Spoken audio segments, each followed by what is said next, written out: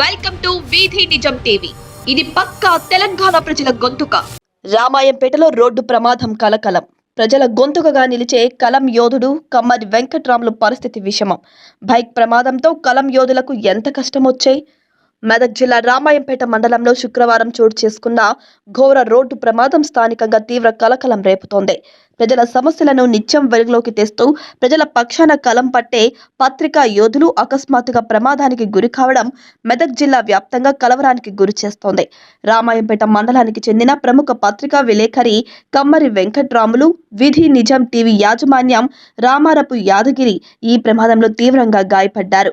ప్రమాదం జరిగిన వెంటనే స్థానికులు అప్రమత్తమై ఇద్దరిని సమీప ఆసుపత్రికి తరలించి ప్రాథమిక చికిత్స అందించారు. అయితే చికిత్స అనంతరం రామారపు యాదగిరి ప్రాణాపాయ స్థితి నుంచి బయటపడ్డారు. కాగా పత్రికా విలేకరి వెంకట్రాములు పరిస్థితి విషమించడంతో వెంటనే మెరుగైన వైద్యం కోసం సికింద్రాబాద్ గాంధీ హాస్పిటల్కి తరలించారు. ప్రస్తుతం ఆయన అక్కడ వైద్యుల నిత్య పర్యవేక్షణలో చికిత్స పొందుతున్నారు. ఈ ఘటన విషయం తెలుసుకున్న స్థానిక ప్రెస్ క్లబ్ అధ్యక్షులు మద్దెల సత్యం, ప్రధాన కార్యదర్శి రాగిలింగం, TUWJ జిల్లా ఉపాధ్యక్షులు పాతూరి రమేష్ గౌడ్లు శనివారం గాంధీ హాస్పిటల్కి చేరుకొని వెంకట్రాములకు అండగా నిలిచారు.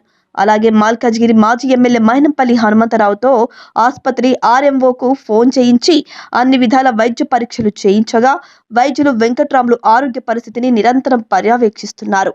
సోమవారం ముఖానికి ప్లాస్టిక్ సర్జరీ చేసేందుకు వైద్య బృందం ఏర్పాట్లు చేసింది. ఈ ప్రమాదంతో వెంకట్రాములు కుటుంబ సభ్యులు, బంధువులు, స్నేహితులు తీవ్ర ఆందోళనకు గురయ్యారు. ఆయన త్వరగా కోలుకోవాలని గ్రామస్తులు, పత్రికా సోదరులు, శ్రేయోభిలాషులు ప్రార్థన చేస్తున్నారు. ఇదిలా ఉండగా రాంగ్ రూట్లో వచ్చి ప్రమాదానికి కారణమైన బైకర్ పై కఠిన చర్యలు తీసుకోవాలని వెంకట్రాములు తరపున బంధువులు పోలీస్ స్టేషన్లో ఫిర్యాదు చేశారు. రోడ్డు భద్రతపై అధికారుల నిర్లక్ష్యం అమాయకుల ప్రాణాలకు ప్రమాదంగా మారుతుందని స్థానికులు ఆవేదన వ్యక్తం చేస్తున్నారు.